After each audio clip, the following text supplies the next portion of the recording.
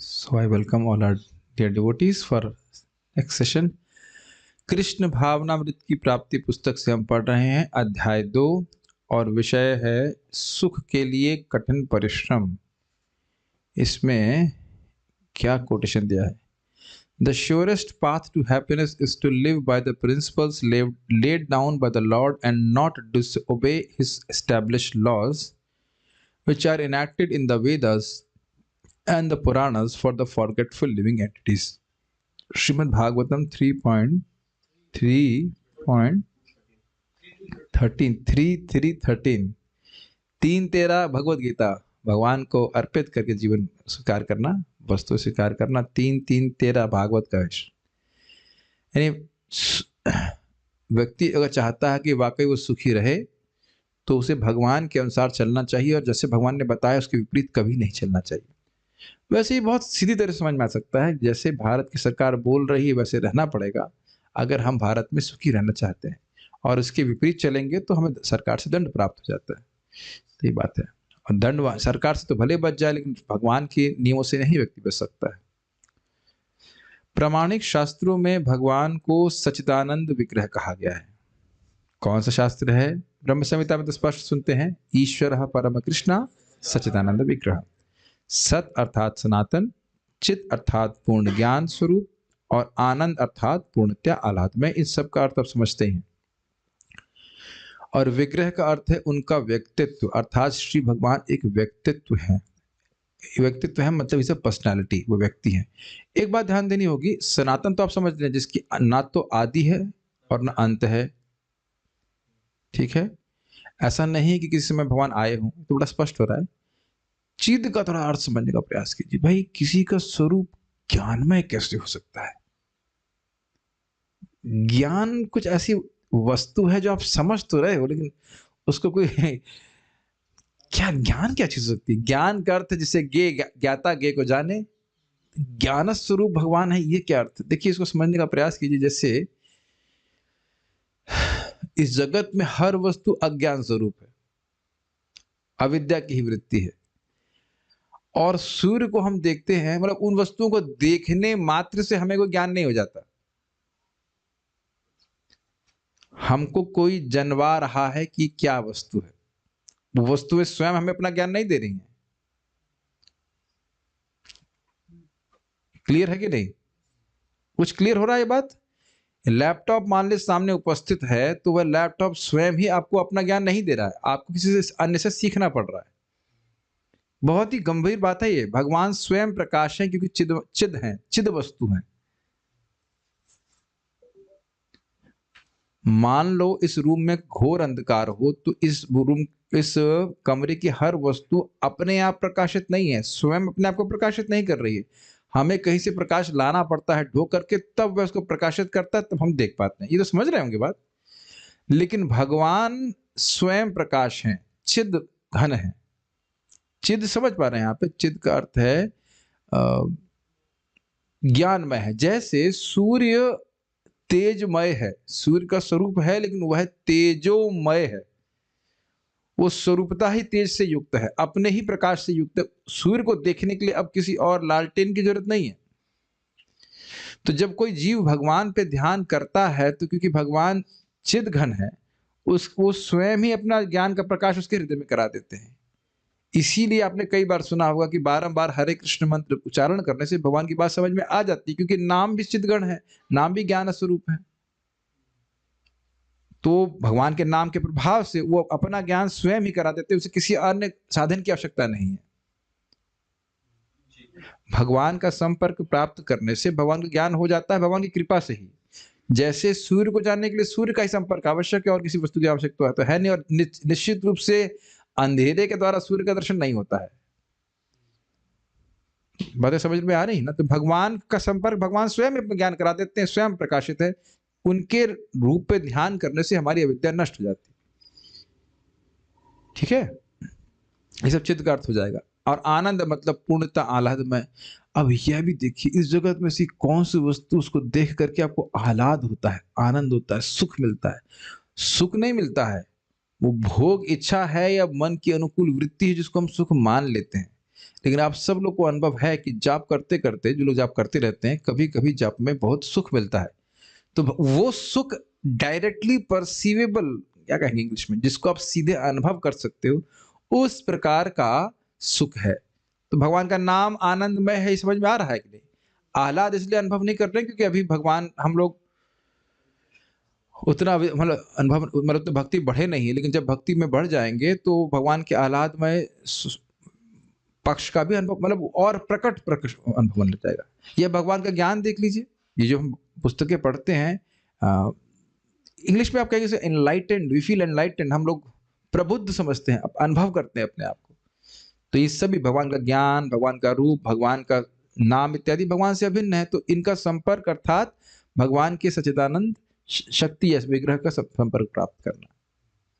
ठीक है, देखिए प्रपात बता रहे हैं कि वह एक व्यक्ति है, और विग्रह का मतलब एक व्यक्ति है। ये बात हम प्राय भूल जाते हैं, क्योंकि प्राय लोग इम्पर्सनलिज्म में ट्रेंड हैं, वो भूल जाते हैं कि कृष्ण एक व्यक्ति है, और वैसे व्यक्ति हैं जो हर वस्तु देख रहे हैं, हमारी हर इंटेंशन, हर क्रिया को देख रहे हैं, यद्यपि वो फॉल्ट फाइंडर नहीं है। इसी प्रकार भगवान जो एक एवं अद्वितीय है,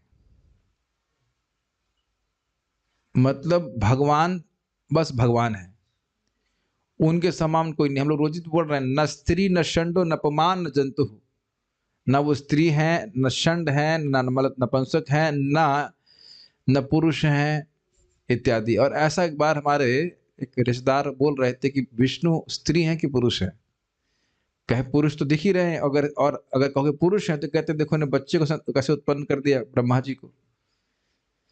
लेकिन जैसे इस जगत में जब संतान उत्पन्न किया जाता है और भगवान ने ब्रह्मा जी को कैसे उत्पन्न किया, दोनों बहुत अंतर है कि नहीं? तो भगवान में स्त्री पुरुष की धारणा नहीं करनी होगी। भगवान अपनी ही जाति और अजाति कहा जाता है, अपनी इनकी श्रेणी अलग ही है, उनके जैसा कोई भी नहीं है। भगवान भगवान है, प्रभुपाद इस बात को बोल रहे, एक है और अद्वितीय है। वे पूर्ण ज्ञानमय है, इसकी व्याख्या मैंने कर दी। पूर्ण आनंदमय है और अपने व्यक्तित्व की पूर्ण पहचान रखते हैं। ये बड़ा सुंदर बात है। मतलब भगवान की पहचान कभी भी माया द्वारा आवृत नहीं होती है। यहाँ पे जो मायावादी हैं क्या बोलते हैं, हम सभी भगवान हैं, लेकिन हम लोग पहले ब्रह्म थे और ब्रह्म को माया ने पकड़ लिया, और इस कारण से वो परिच्छिन्न जो कट गया ब्रह्म है, वो अलग अलग रूपों में, शरीरों में दिखाई पड़ रहा है। बस ये खोल हट जाएगा, ये शरीर हट जाएगा, तुरंत तुम समझ जाओगे तुम भगवान हो। तो इसीलिए प्रभुपाद कह रहे हैं कि सदा ही अपने व्यक्तित्व की पूर्ण पहचान रखते हैं। वो हैं कौन, वो जानते हैं, कभी वो माया से परास्त नहीं होते। कोई भी ना उनके समान है और ना उनसे बड़ा है। यह भगवान का संक्षिप्त वर्णन है। ये भी बड़ा सुंदर है।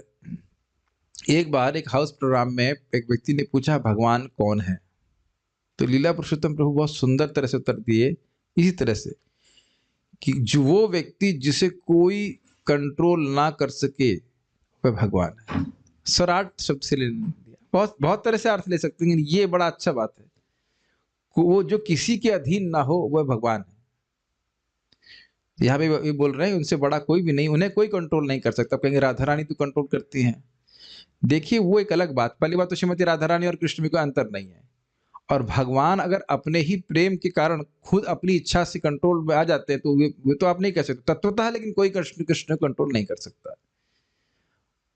क्या गाते हैं हम लोग शिक्षा शास्त्री के लास्ट में, आश्लिष्यवापादरतां पिनष्टुमाम अदर्शनान मर्महताम करो तुवा यथा तथा विदधातु लंपटु मत प्राणनाथस्तु सैव नापा। श्रीमती राधा रानी ने बोला है, आप मुझे आलिंगन करके सुख दें या पैरों तले रोंद दें, हम दोनों ही परिस्थिति में आप मेरे स्वामी हैं, प्राणनाथ हैं। तो राधा रानी भी कंट्रोल करने का प्रयास नहीं कर रही है। वो प्रेम से भगवान वशीभूत हो जाते हैं, अलग बात है, लेकिन भक्त लोग भगवान को कंट्रोल नहीं करना चाहते, भगवान से प्रेम करते हैं। बल्कि देखा जाए तो भक्त लोग भगवान से कंट्रोल हो जाते हैं। वो दोनों परस्पर इस प्रकार का संबंध है। ये भगवान का संक्षिप्त वर्णन है। तो काफी अच्छी बातें सीख रहे हैं हम यहाँ पे। जीव उन्हीं श्री भगवान के सूक्ष्म रूप हैं, और इसलिए अपने कार्यकलापों से वे सनातन अस्तित्व, पूर्ण ज्ञान और आनंद को प्राप्त करने की इच्छा रखते हैं। ये बहुत सुंदर लाइन है। भगवान कैसे हैं? सच्चिदानंद और विग्रह स्वरूप भी है। तो जीव भी पहली बात तो विग्रह से युक्त है, अर्थात इसका एक स्वरूप है। अब यहाँ बात हो रही है बद्ध जीवों की बारे बात हो रही है कि जो नित्य मुक्त जीव हैं वो तो उनके पास तो ये सब गुण है ही। तो कह रहे हैं क्योंकि वे उन्हीं श्री भगवान के सूक्ष्म रूप हैं, मतलब छोटे रूप हैं, इसलिए ये तीनों गुण सत, चिद और आनंद ये जीवों में भी है। और इस कारण से इन तीन गुणों को भौतिक प्रकृति में ढूंढ रहे हैं। यहां हम थोड़ा ठहर के समझने का प्रयास करेंगे कि आप लोग समझ पा रहे हैं कि नहीं। ये बात अपने जीवन में देखने का प्रयास कीजिए। क्या हम लोग कोई भी वस्तु खरीदते हैं तो ये नहीं सोचते कि बहुत लंबे समय तक चलेगी, ये तो नहीं मानते हैं कि हमेशा चलेगी, लेकिन ये जरूर चाहते हैं कि ये बहुत लंबे समय तक चले। ये चाहते हैं कि फ्रिज आज खरीदा है तो 2 घंटे में टूट जाए, बल्कि अगर थोड़ा खराब जल्दी हो जाए, मतलब 6 महीने में खराबी आ जाए, तो आप आश्चर्य प्रकट करते हो। और अपना शरीर छूटेगा ये तो कभी आता ही नहीं विचार। ये अगर कोई बोले कि मरना है, हाँ हाँ मरना तो सबको है, लेकिन मन में यही व्यक्ति बोलता है कि मुझे थोड़ा ना मरना है, वो भी आज तो छुट्टी है मृत्यु की। कहाँ नोटिस भी तो नहीं आया, हर जगह नोटिस देते कि नहीं? मेरे को तो कोई नोटिस ही नहीं आ रहा है मृत्यु का। कैसे आ जाएंगे मेरे पास हम राज्य, बताइए। कोई सरकार नहीं चलती है क्या, बताइए? हाँ चलती है, लेकिन उन्हीं की कि नहीं, यमराज की सरकार चलती है। तो यह भी हम देखते हैं कि हम सनातन अस्तित्व को ढूंढ रहे हैं। क्या इस बात को आप समझ पा रहे हो? चाहे संबंधों में देखिए अपने जीवन में, चाहे वस्तुओं में देखिए, घर बार में देखिए, वह सनातन गुण हम इस सनातन प्रकृति में देखने का प्रयास कर रहे हैं। और हताश क्यों है? क्योंकि मिल नहीं रहा है। क्योंकि मिल नहीं रहा है। प्रॉमिस मिल रहा है, वस्तु नहीं मिल रही है। प्रॉमिस है। आज हमने एक व्यक्ति से पूछा कौन सा कैमरा खरीदें, प्रभु जी क्या लाइफ टाइम के लिए चाहिए आपको? हमने कहा लाइफ पहले अपनी लाइफ का हिसाब तो रखें। हमने कहा उससे पहले कोई वक्त उसे गिरा देगा, कोई पानी में डाल देगा, कोई चोरी हो जाएगा, इसको वक्त लोग बहुत ध्यान से सामान नहीं रखते हैं, हमारे साथ ऐसे ही रहता है। लेकिन देख रहे तो एक इंट्यूशन, लाइफ टाइम है तो इन्वेस्ट कीजिए लंबा। तो आप देख रहे हैं कि हर व्यक्ति सनातनत्व को ढूंढना चाहता है। यस, पूर्ण ज्ञान। पूर्ण ज्ञान को देख लीजिए, साइंटिस्ट रिसर्च पे रिसर्च किए जा रहे हैं। हमारे ग्रुप में कोई डिवोटी हैं, इंदिरा माता जी, शायद वो सुपर स्पेशलाइजेशन कर रही हैं। और वैसे ही बहुत सारे डॉक्टर्स हैं, है ना, आंख के ऊपर सुपर स्पेशलिस्ट, सुपर और मतलब आंख को बिल्कुल समझ ले अच्छी तरह से। एटम्स को लोग समझने का प्रयास कर रहे हैं, है कि नहीं? और अब जहां जितना वो प्रवेश कर रहे हैं, कितना अद्भुत बात है कि वो वही समझते हैं कि हम तो कुछ समझे नहीं। ये कितने आश्चर्य की बात है। आंखें सबकी काम कर रही हैं, लेकिन हम में से कोई भी, बात यह है कि हम में से पूरे विश्व में कोई भी आंख को पूरा नहीं समझा है, लेकिन आंख सबकी काम कर रही है। यानी जिसने बनाई है वो पूरा समझ रहा है। सोचने वाली बात है कि नहीं? और केवल आंख की बात है, बाकी कान और ब्रेन कोई ऐसा नहीं सारे डॉक्टर सब समझ लिए हैं या और साइंटिस्ट समझ लिए हो। तो आप देख रहे हैं कि भौतिक दृष्टि से भी व्यक्ति पूर्ण ज्ञान की तरफ बढ़ने का प्रयास कर रहा है, लेकिन नहीं मिलता। और आनंद की तो खोज कर ही रहा है। उसके बिना किसी भी कार्य के पीछे प्रेरणा तो यही है कि व्यक्ति सुखी हो जाए। तो यही बात है कि मूल रूप से इस प्रकार की इच्छाएं हैं और लोग इनकी प्राप्ति के लिए लगे हुए हैं। यानी कि मूल जो 3 गुण हैं अपने, वह पदार्थ में आरोपित करके या फिर वहां पे खोजने का प्रयास कर रहा है, गलत जगह खोज रहा है। मानव समाज में ये इच्छाएं सुस्पष्ट है। कहा है हमारे लीडर आगे क्या? यस प्रभु, यस। ये इच्छाएं सुस्पष्ट हैं। और प्रभुपाद जी समझाएंगे किस प्रकार से हम सनातनत्व आदि की खोज कर रहे हैं। पढ़िए। उच्चतर लोकों, स्वर्गलोक, जनलोक, तपोलोक, महरलोक, ब्रह्मलोक इत्यादि में जीवात्माएं अधिक लंबी आयु, अधिक ज्ञान एवं सामान्यतः अधिक आनंदमय जीवन का भोग करते हैं। एक ही लाइन में प्रभुपाद जी ने क्लियर कर दिया। ये जो प्रलोभन दिए जा रहे हैं शास्त्र में कि आप अन्य लोकों में जाइए, तो वहां क्या है? लंबा जीवन, अधिक ज्ञान और अधिक आनंद। ये आपको पता होना चाहिए कि इस पृथ्वी से अधिक, अगर ठीक डेटा है, 100,000 गुना स्वर्ग में होता है, उससे और अधिक 1000 गुना या 100 गुना अधिक ऊपर के लोक में, ऐसे 100 करके बढ़ता चला जाता है। और ब्रह्मलोक में इस प्रकार से और कई कई गुना बढ़ जाता है। असीमित नहीं है, लेकिन आयु, ज्ञान और आनंद यह बढ़ जाता है। बहुत अच्छी तरह से प्रभुपाद जी एक ही लाइन में समझा दी है। हम क्योंकि हम लोग तो केवल यहाँ के कंटेक्स्ट में बात कर रहे हैं, श्रील प्रभुपाद जी पूरे ब्रह्मांड कंटेक्स्ट में देख रहे हैं कि हर व्यक्ति इसको बढ़ाना चाहता है। यस, किंतु इस भौतिक ब्रह्मांड का उच्चतम ग्रह, जहाँ आयु की अवधि और आनंदोपभोग का स्तर पृथ्वीलोक की अपेक्षा हजारों गुना अधिक है, वहाँ भी वृद्धावस्था, रोग और मृत्यु होते हैं। अतः वहाँ भी आनंदोपभोग का स्तर श्री भगवान के साहचर्य में प्राप्त होने वाला शाश्वत आनंद की अपेक्षा नगण्य है। विभिन्न संबंधों, शांत, दास्य, सख्य आदि से भगवान के प्रति की गई प्रेम भक्ति के आनंद की तुलना में निर्गुण निराकार ब्रह्म की अनुभूति का आनंद भी ऐसे ही नगण्य है जैसे समुद्र की तुलना में एक बूंद। तो ये कुछ बातें समझे आप लोग। ग्रहों के जैसे से ऊपर आप जा रहे हो तो वहां पे आपको अधिक आनंद मिलेगा। हाईएस्ट कहाँ मिलेगा? ब्रह्मलोक। और ब्रह्मलोक से भी अधिक सुख बोला जाता है निराकार ब्रह्म में। और निराकार ब्रह्म के सुख की तुलना अगर भगवान की प्रेम भक्ति से की जाए तो कितना है? कह रहे हैं कि भाई एक बूंद के समान है और वो सागर के समान है। भाई ये बात सुन करके हमको तो नम्रता आनी चाहिए कि भी हम लोग इतना सुख तो अनुभव नहीं कर रहे। अभी तो थोड़े थोड़े सुख में खुशी हो जाते हैं। हमारे गुरु महाराज कह रहे थे कि किसी किसी दिन कृष्ण मेहरबान हो जाते हैं और आपको ध्यान पूर्वक जप करने देते हैं। He allows you to chant attentively। तो उसी दिन हमारा सीना चौड़ा हो जाता है, वाह भाई, मतलब आज प्योर डिवोटी हो गया, आज हमने बड़ा जप में हमको सुख मिल गया। अच्छी बात है, भगवान प्रोत्साहन कर ले बेटा, खुश सुख। अब लेकिन प्रहलाद महाराज क्या कह रहे हैं भाई, आपकी भक्ति की सुधा के अम्बुदी में, सागर में जब से मैं कूद रहा हूँ, तब मतलब कूद नहीं रहा हूँ, सॉरी, अवगाहन कर रहा हूँ, डूब रहा हूँ। ये ब्रह्म सुख तो जो है बहुत छोटा सा है। और यही ध्रुव महाराज की एक दिन हम प्रार्थना में सुनाएंगे। आपके ध्यान और श्रवण कीर्तन में भगवान जो सुख है वह तो आपकी महिमा अर्थात ब्रह्म में भी नहीं है, या आप इसको अर्थ और किताब के स्वरूप में भी नहीं, इस प्रकार से बोलते हैं भक्तों ने। अब कितना श्रवण कीर्तन का सुख होगा वह तो हम लोग तभी, हम लोग की भक्ति बढ़ जाएगी तभी होगा। उसको एक बार आपके जहन में नहीं, सॉरी, अटेंशन, ध्यान में लेके लाना चाहता हूँ कि जब भक्त को प्रेम प्राप्त हो जाता है चाहे किसी भी रस में, तो भगवान की सेवा करता है किसी भी रूप से, तो उसको अनंत सुख मिलता है। ये बात बोल रहा है। विज्ञान समझ में आ गया? तो वो नहीं प्रयास करके कहीं खोज रहा है, तो वो संघर्ष ही है, क्योंकि असीमित सुख नहीं मिलेगा। नेक्स्ट देखिए, स्वर्ग आदि में भी सुख का संघर्ष है। हम लोग सोच रहे हैं कि यहां तो सुख में हमको संघर्ष प्राप्त हो रहा है और स्वर्ग में कोई कठिनाई नहीं होगी। स्वर्ग में भी संघर्ष है। बुढ़ापा प्राय नहीं आता है, लेकिन हमारे पास प्रमाण है कि जैसे इंद्र को क्या हो गया था बीच में, कौन सा रोग बताए थे आप? क्षय हो गया था। और वरुण देवता को भी कुछ कठिनाई आ गई थी बीच में। तो कहीं कहीं रोग के बारे में हम सुनते हैं। बुढ़ापा प्राय नहीं आता है, लेकिन वरुण देव जी तो बोल रहे हैं ना कि मैं वृद्ध हो गया हूं हिरणाक्ष को।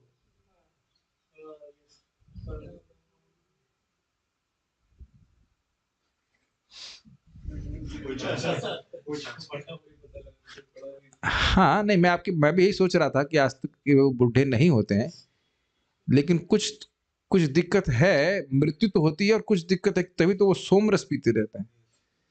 लेकिन फिर वरुण देव क्यों बोले कि मैं वृद्ध हो गया हूं, मैं युद्ध नहीं कर रहा? सेमी हो गया, ठीक।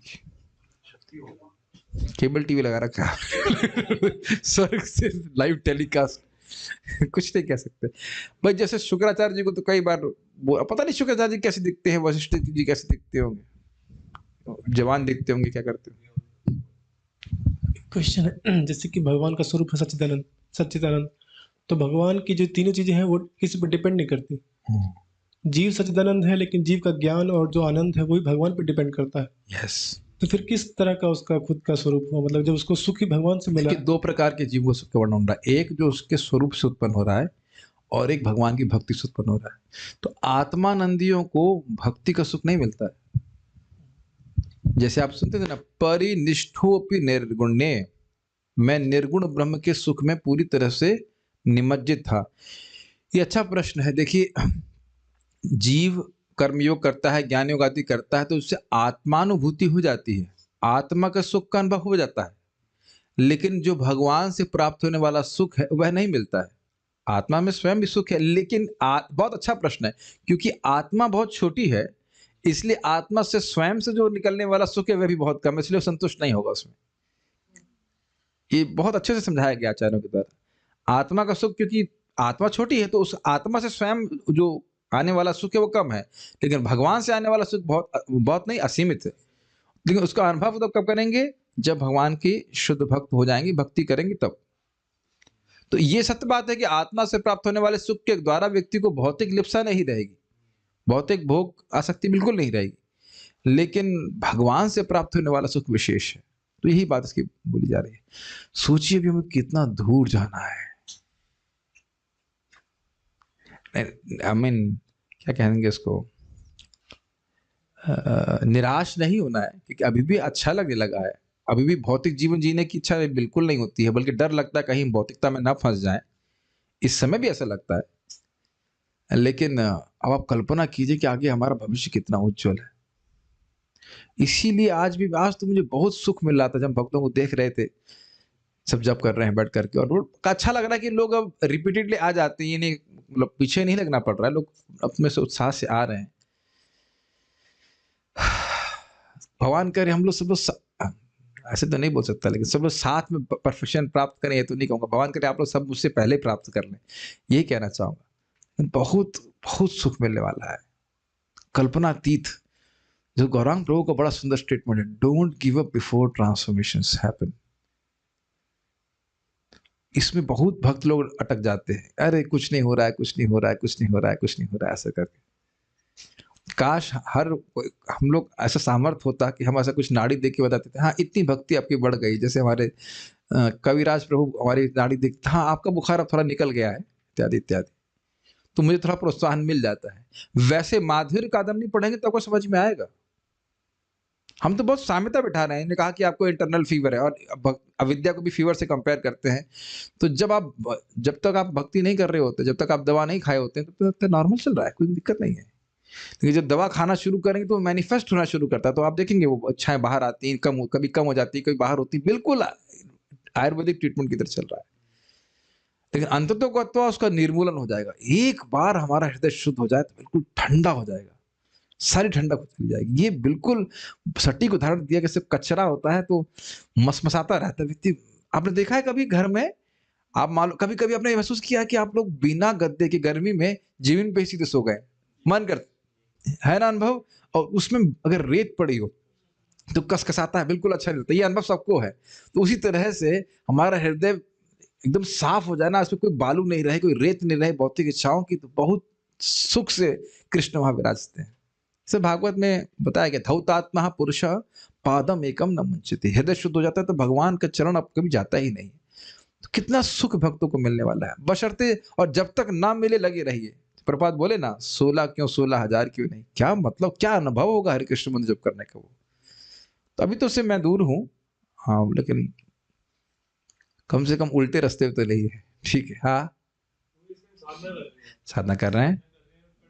जैसे आपने बोला ये सब कुछ हो नहीं रहा, हमको लग रहा है कि कुछ हो नहीं रहा, मैंने ये नहीं कहा कि कुछ हो नहीं रहा है, हमको लग रहा है कि कुछ हो नहीं रहा। हाँ, बट ऐसे तो हो रहा है वो चीज, हमें वो महसूस नहीं होती। जो ये हमें महसूस नहीं हो रहा, ये माया का यूजर है कि हमें बीच में मतलब। ओके, ये प्रश्न कर रहे हैं कि हम साधना कर रहे हैं और हमें महसूस होता है कि कुछ हो नहीं रहा है। तो देखिए ऐसा नहीं है, वो इतना जो हमारे गुरुजन को बड़े सुंदर तरह से समझाते हैं। मान लो किसी शीशे के ऊपर 30 किलोमीटर मोटी मट्टी की लेयर है, अब एक कसम एक आध तो 500 मीटर आपने हटा भी दिया तो लगेगा कि नहीं कुछ हुआ है। लेकिन जैसे आप हरे कृष्णा कृष्णा कृष्णा हरे हरे, हरे राम राम राम हरे हरे ये बोलते हैं, तुरंत ही हमारा सूक्ष्म शरीर परिवर्तित होता है। भागवत 5:1-35 कई बार बता चुके हैं, कई बार हम उसको बता चुके हैं। जैसे ही कोई व्यक्ति कृष्ण बोलता है उसका सूक्ष्म शरीर परिवर्तित हो जाता है, यद्यपि हमको ना दिखे, शास्त्र के आधार पर स्वीकार करना पड़ेगा। जन्म कोटि हंसाम अपनी भूल गए, करोड़ों करोड़ों जन्मों के पाप ध्वस्त हो जाते हैं। और सही बात है, जैसे आपने आंख बनाई वैसे सब भक्त बनाते हैं। आपका मतलब समझ रहे हैं? हम्म हम्म मेरा तो नहीं हो रहा है मुझे तो नहीं लग रहा है इत्यादि। महाराज खुद बोलते भक्तों को संदेह लगता है, ऐसे कैसे हो सकता है, ऐसे हो सकता है, ऐसे हो सकता है। हर व्यक्ति, अरे मेरे को, मैंने कहा ऐसे कैसे हो सकता है, कभी कभी हो जाता है, लेकिन जब जब हम भगवान का नाम जप करते रहते तो धीरे धीरे प्रकाशित होता। माया नहीं करा रही, वो हमारा हृदय का कचरा ही है। अभी नहीं कहने माया क्यों कराएगी। हाँ, माया इस तरह से बोल सकती है कुछ वो आपको हटाने के लिए, कुछ क्या फायदा, कुछ हो तो नहीं रहा है। लेकिन आप इस दिन समझ लीजिए, जिस दिन हम लोग बीमार पड़ जाते हैं, कदाचित भक्ति नहीं कर पाते, तब कितना बुरा लगता है। तो उससे समझ में आता है कि अभी भी टेस्ट है। ठीक है, क्या करने होगी? ठीक है, क्या नहीं हो रहा? अच्छा, इस पे आ रहा है, ठीक। तो हम खाली बोल रहे थे कि ये जो सुख है भक्ति का, वो कितना सुंदर है, उसके लिए प्रयासरत रहना चाहिए। आगे बढ़िए। इस भौतिक जगत में, इस भौतिक जगत में प्रत्येक जीव सर्वोच्च स्तर के आनंदोपभोग की कामना करता है। अति के आनंद की कामना करता है।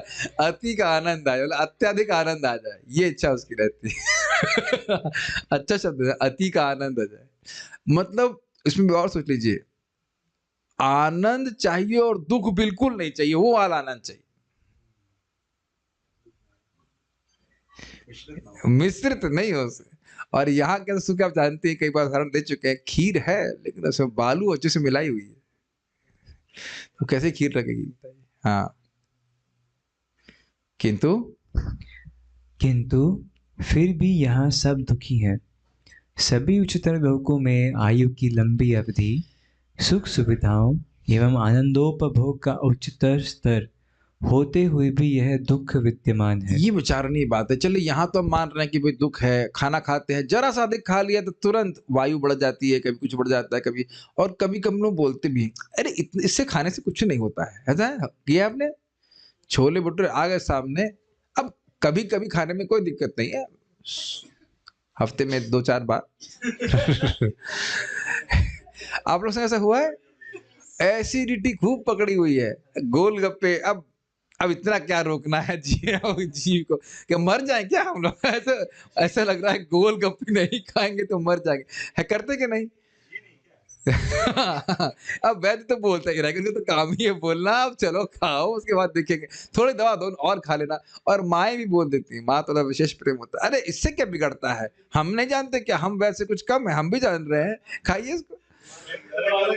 बेटा तुम खा लेते तो हमारा कलेजा ठंडा हो जाता है, चाहे हमारा पेट गर्म हो जाए तो आप देख रहे हैं कि जगत में जरा, अब मुझे इतनी हंसी आती है, हम लोग इतने भोले हैं, सोचते कुछ नहीं होगा। दुर्गा देवी इतनी कूल है, she not cool, she is cold. दर्द देने में उन्हें कोई दर्द नहीं होता है।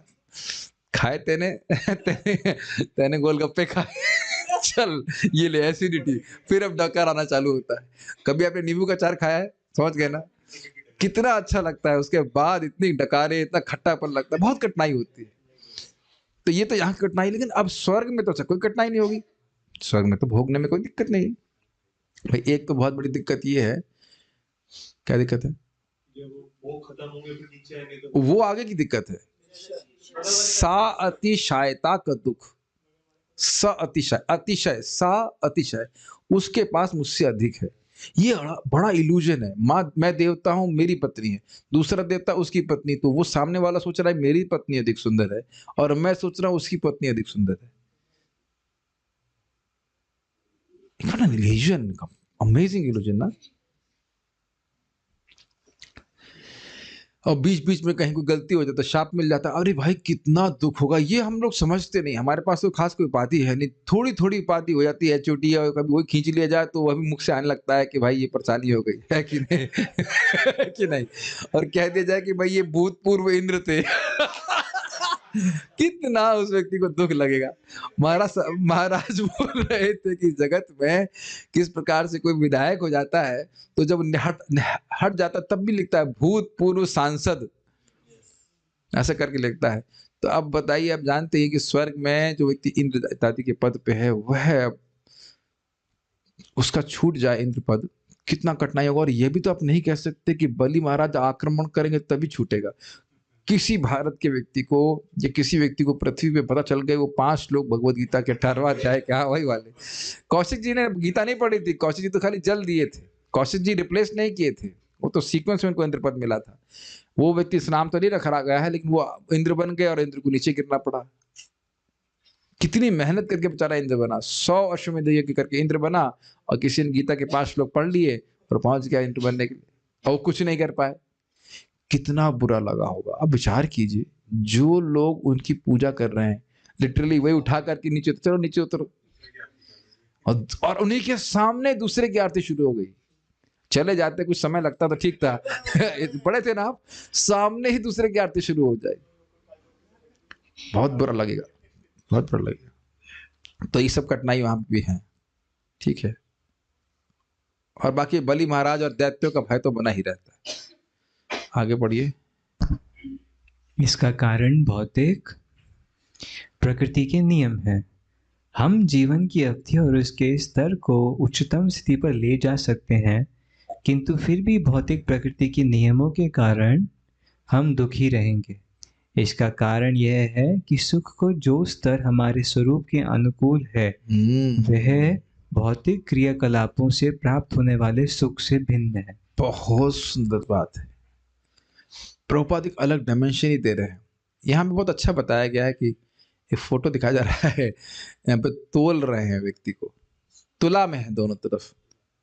तो तुलनात्मक रूप से किसी का घर अधिक अच्छा हो सकता है, किसी का कम अच्छा हो सकता है, किसी को अधिक खाने को अच्छा मिल सकता है, किसी को थोड़ा कम अच्छा खाने को मिल सकता है। लेकिन खाना यानी भौतिक पदार्थ ये आत्मा को संतुष्ट करने वाला नहीं है।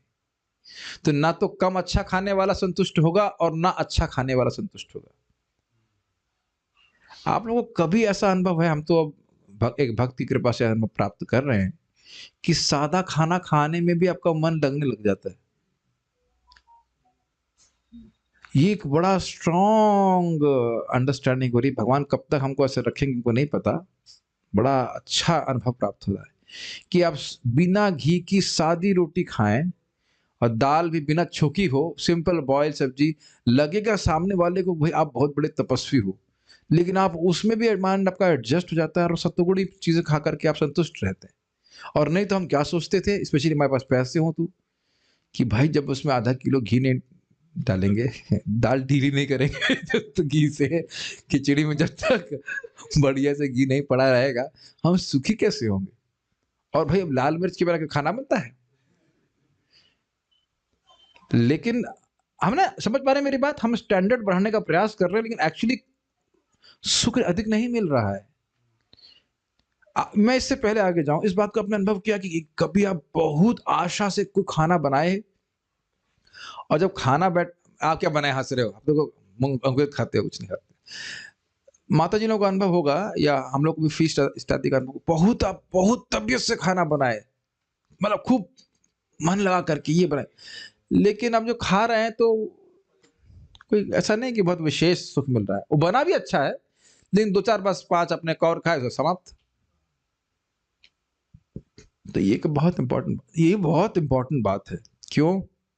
मानव सभ्यता को देखिए, lower class, middle class, upper class है कि नहीं, और सभी के लिए अब देख रहे हैं कि लोअर क्लास मिडिल क्लास में जाने के संघर्ष कर रहा है धन की दृष्टि से, और मिडिल क्लास अपर क्लास में जाने का संघर्ष कर रहा है, अपर क्लास और अपर होना चाहता है, लेकिन कार्य सभी वही कर रहे हैं। तो सुख और मतलब उस सुख के लिए प्रयास कर रहे हैं जो उनके स्वरूप से बिल्कुल अलग है। बहुत सुंदर बात प्रपात कह रहे हैं। अच्छा, अब इसी को और व्यापक स्तर पे ले चलिए, स्वर्ग या और उससे उच्चतर ग्रह, भले वो कुछ भी कर लीजिए, आत्मा का सुख तो भक्ति के द्वारा ही प्राप्त हो रहा है, जिससे आत्मा संतुष्ट होगी। और जो भी भौतिक स्वरूप, अब भौतिक सुख मिल रहा है वो आत्मा के स्वरूप को टच नहीं करता, संतुष्ट नहीं हो सकता व्यक्ति। ये बात बोल रहा है, ठीक है। नेक्स्ट पढ़िए। जीव सच्चिदानंद एक बात भूल गए, सुख के लिए कठिन प्रयास क्यों? क्या हिंट मिल रहा है? सुख के लिए प्रयास करने में कोई दिक्कत नहीं है, लेकिन कठिन प्रयास क्यों करने पड़ रहे हैं? बहुत अच्छा है। अपने स्वरूप से भिन्न सुख ढूंढने का प्रयास करना। आपने सुना ना, जो आंतरिक सुख ढूंढने का प्रयास करता है वो आध्यात्मवादी, और जो बाहर रूप से सुख ढूंढने का प्रयास करता है स्त्री, बच्चे, धन, यश, और कोई भी, आप हम जो भी XYZ हम फिलिंग द ब्लैंक्स करते हैं, भगवान की भक्ति के अलावा जो कुछ भी व्यक्ति रख रहा है फिलिंग द ब्लैंक्स में, वह आत्मा के सुख का साधन नहीं है। ऐसे लिखिए, आत्मा के सुख का सच्चा, आत्मा के सच्चे सुख का साधन डैश है। अब जो भी भर दीजिए उसमें, लेकिन एक ही उत्तर है, अहेतु की अप्रतिहता भक्ति है। इसके अलावा और कोई भी फिल इन द ब्लैंक्स उसमें फिल किया जाएगा तो संघर्ष का ही कारण बनेगा। समझ में आया? और ये बहुत अच्छा है, क्योंकि भक्ति करते हुए भी हमारी बहुत सी इच्छाएं होती हैं, और भक्ति करते हुए हम उसमें कुछ हेतु वाली भक्ति करते हुए उसमें हम डालते रहते हैं। हम इसलिए कर रहे हैं क्योंकि हमें ये चाहिए, हम इसलिए कर रहे हैं वो चाहिए। तो भक्ति तो कर ही रहे हैं, हृदय शुद्ध हो रहा है, और फिलिंग द ब्लैंक्स में गलत लिख रहे हैं, आंसर मिल रहा है 0। मेरी भाषा समझ गए आप लोग? हम भजन कर रहे हैं, ये चाहिए, और इसीलिए शास्त्र बोलता भी है तुम्हें ये चाहिए, भक्ति करो, कोई दिक्कत नहीं, अकाम सर्व काम हुआ। लेकिन हमें यह नहीं सोचना चाहिए कि हम वो वस्तु को प्राप्त करके सुखी हो जाएंगे। फिर से बोल रहा हूं, भक्ति करके भी जो भौतिक लाभ प्राप्त हो रहे हैं वो मिलेंगे तो बहुत प्रचुर मात्रा में, लेकिन आत्मा को टच नहीं करेंगे, इसलिए वहां भी आप संतुष्ट नहीं होगे, तो अंततः करता व्यक्ति निष्काम हो जाएगा। अरे इससे क्या फायदा बताओ, है कि नहीं? Do you feel ecstasy by getting into sea? रोम हर्षश्च जायते नयनम गरदश्रुहा। कुछ देखना, just another day for you, है कि नहीं? And I was waiting for you to have that experience, कि चाहे आप सीए की बात कर रहे हैं या किसी कहेंगे भाई आपको बहुत सुंदर पति मिल जाए या इससे शादी हो जाए, ये आफ्टर अ व्हाइल से व्हाट्स नेक्स्ट। और यही आप देखिएगा, बहुत बढ़िया जॉब भी लग जाएगा तो भी व्हाट्स नेक्स्ट। तो ये बहुत समझ पा रहे हैं भक्तों के जीवन में कितना अच्छा बात है, क्योंकि आपके पास अब केवल उसी दिशा में भागने के लिए नहीं, आपके पास आप दिखने लगता है भाई इससे तो हम सुखी नहीं हो रहे, भगवान की भक्ति करके ही हम सुखी हो रहे हैं। And each one of us have to realise this. मेरे बोलने से हमेशा बात समझ में नहीं आती है, हम तो हिंट दे सकते हैं, लेकिन वो व्यक्ति को भक्ति करके, श्रवण कीर्तन करके समझ में आनी चाहिए, खुद अपन अनुभव हो जाना चाहिए ना, हमको तो उसमें कुछ नहीं मिल रहा है, ये बात। तो क्यों कठिन प्रयास, आप समझ रहे होंगे। ठीक है, पढ़िए। जीव सच्चिदानंद विग्रह भगवान की परा आध्यात्मिक शक्ति का एक सूक्ष्म कण है, अतः जीव में भी आनंद के प्रति आवश्यक प्रवृत्ति है, जो आध्यात्मिक गुणता का होता है। किंतु दुर्भाग्यवश यह जीव भौतिक प्रकृति के विचार, ये लाइन समझ में आई? भगवान आनंदमय है, तो भगवान भी आनंद की इच्छा रखते हैं, उसी प्रकार से जीव भी आनंद की इच्छा रखता है। तो जीव के लिए सुख की इच्छा ये गलत नहीं है, लेकिन गलत जगह सुख को ढूंढना यह मूर्खता है। इसको कई बार एक उदाहरण से, हमारे शायद गौर गोपाल रूप बड़ा सुंदर उदाहरण देते हैं कि एक व्यक्ति था, उसने अपनी कार पार्क करी और वह घर के सामने गया और उसकी चाबी गिर गई। तो दरवाजा खोल रहा था उसको, तो चाबी वह उस स्थान पे, मतलब रोड के इस तरफ जहां उसने गाड़ी पार्क करी है, वहां आके ढूंढने लगे। तो व्यक्ति से पूछा गया कि भैया आप क्या कर रहे हैं? कहते मैं अपने घर की चाबी ढूंढ रहा हूं। कहते कहाँ गिर गई थी चाबी? कहते दरवाजे के पास। तो कहते इधर क्यों ढूंढ रहे हैं? कहते यहाँ पे लाइट है इसलिए।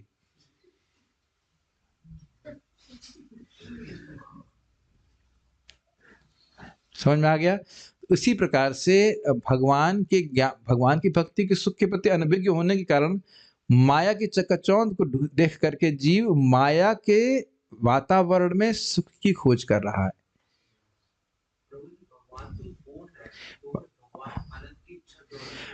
भगवान पूर्ण है तो भगवान आनंद की इच्छा क्यों रखते हैं? कि भगवान का स्वरूप ऐसा है, भगवान का आनंद असीमित है। बाय द वे, तो जब भगवान की भक्ति जीव करता है, भगवान की भक्ति भगवान को भी सुख देने वाली है और वो उनसे अलग नहीं है।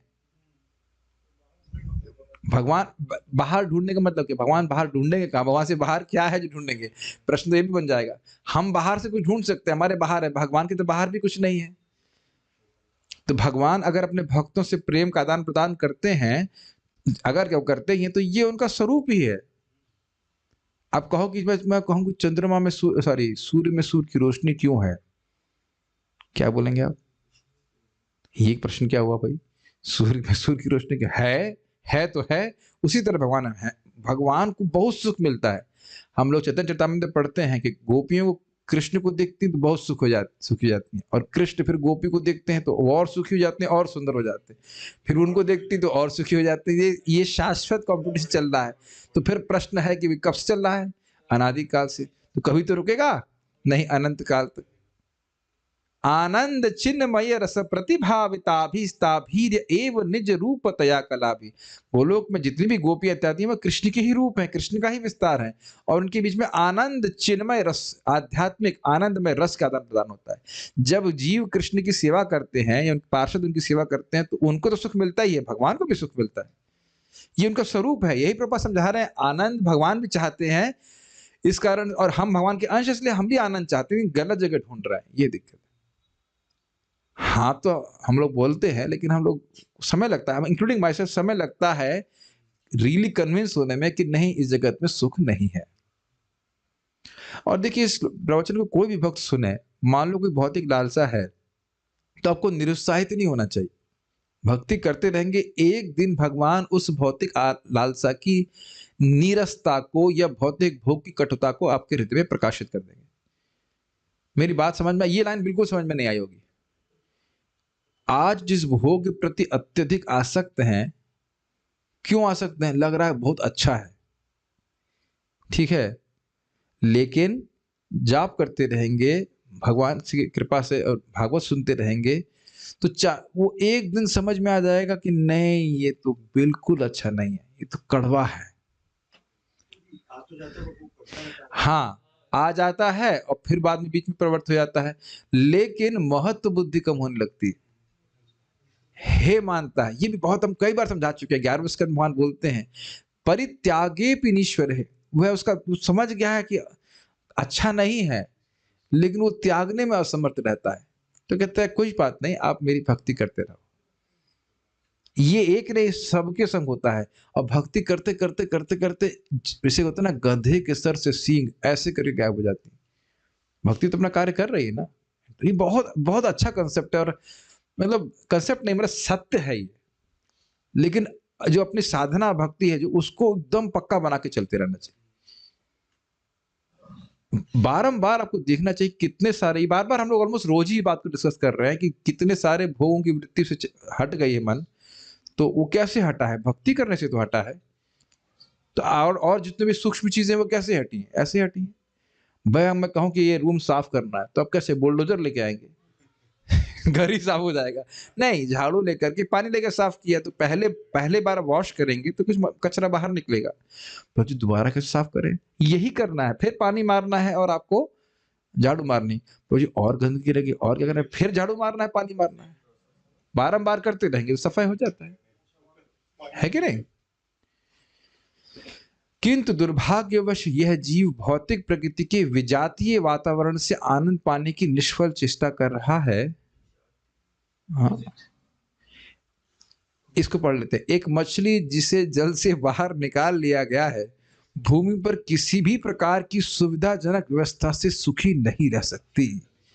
उसे तो जल मिलना ही चाहिए। इसी प्रकार सूक्ष्म सच्चिदानंद जीवात्मा इस भौतिक जगत में अपने भ्रमित मस्तिष्क से परिकल्पित किसी भी योजना से वास्तव में सुखी नहीं हो सकता।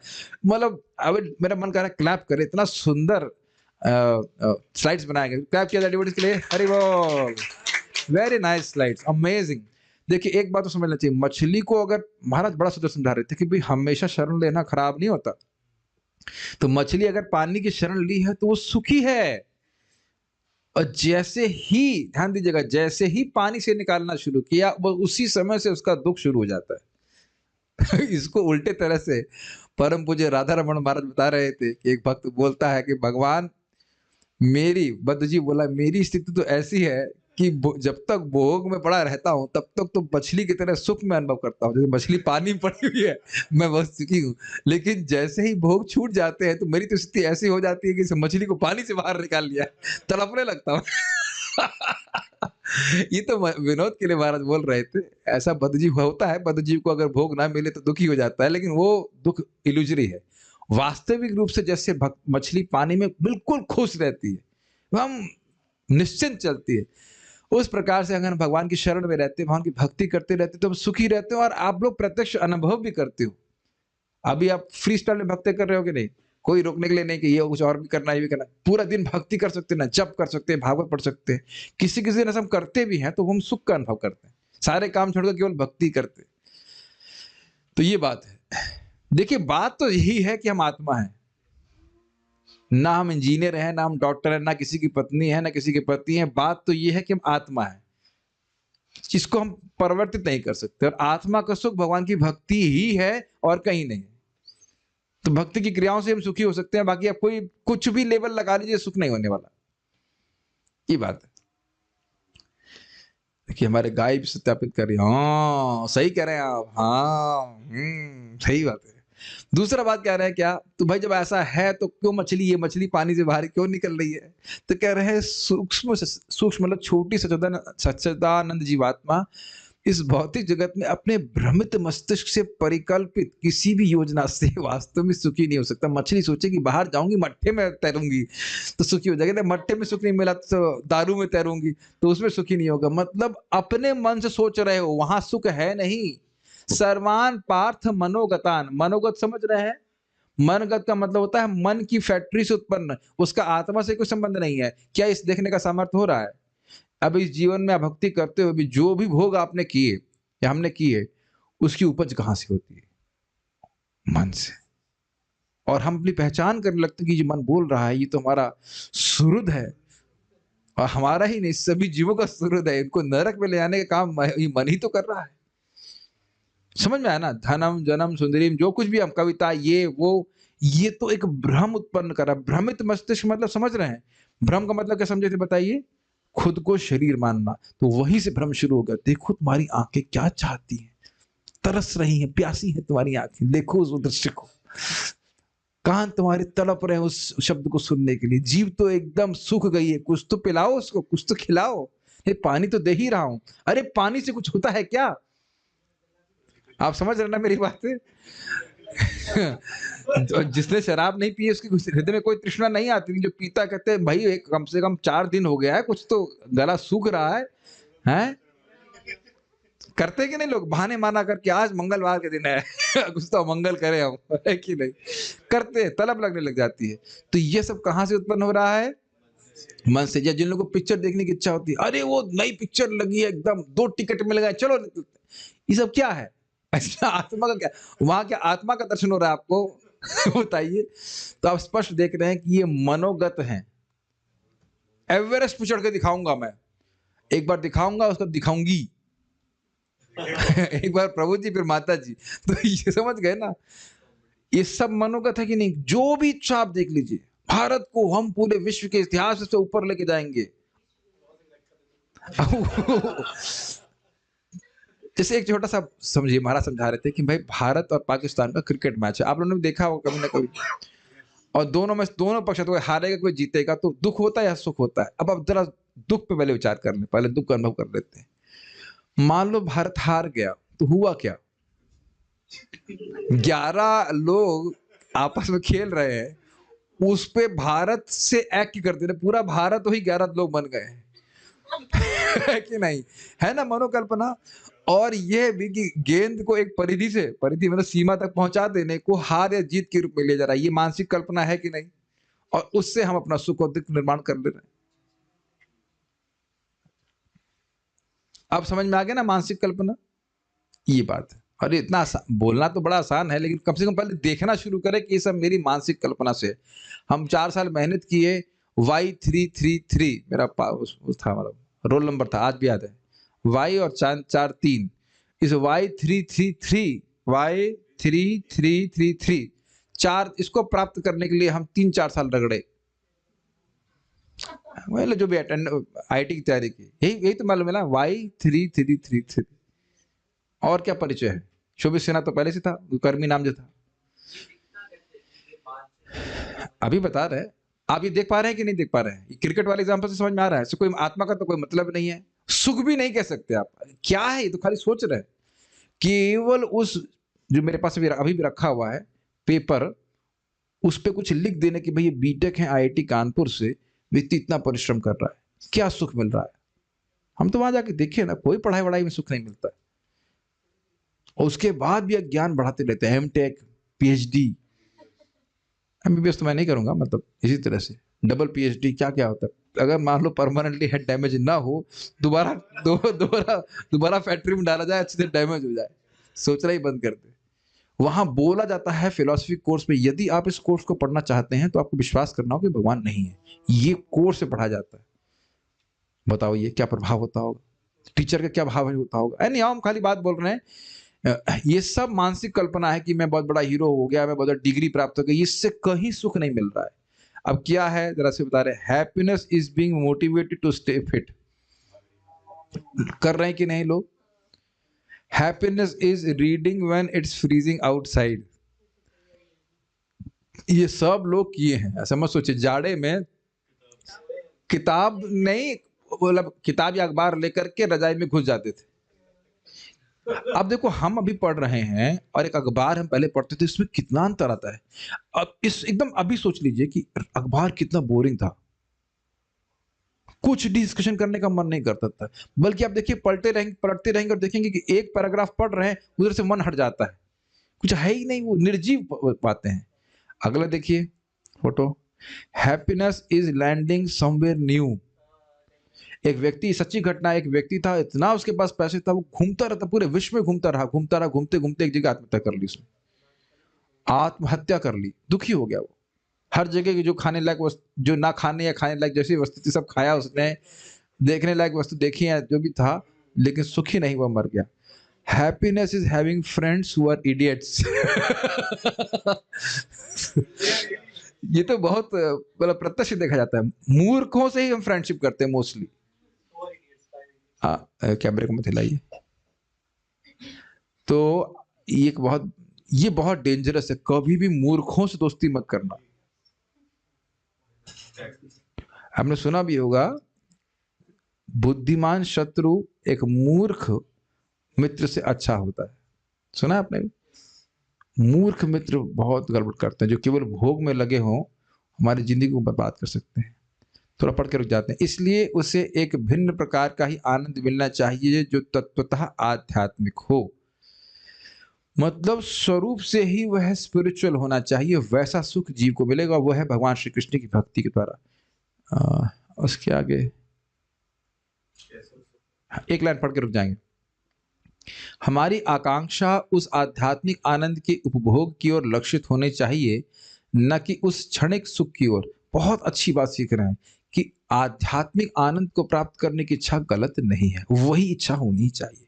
और जन्म जन्मांतर भोग करते हुए हमको वो सुख नहीं मिला है, उसके लिए प्रयास करना चाहिए। अपने कर्मों से अपने आप प्राप्त नहीं होता है, जैसे इस जगत के सुख दुख प्राप्त होते हैं।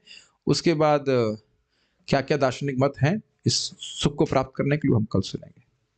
यहाँ पे कुछ कमेंट्स हैं क्या? Okay, amazing example. कौन सा अमेजिंग एग्जाम्पल था मुझे पता है? पानी मछली का, ठीक है। Okay, so we shall stop here. Srila Prabhupada की जय। ताई गौर प्रेमानंदी।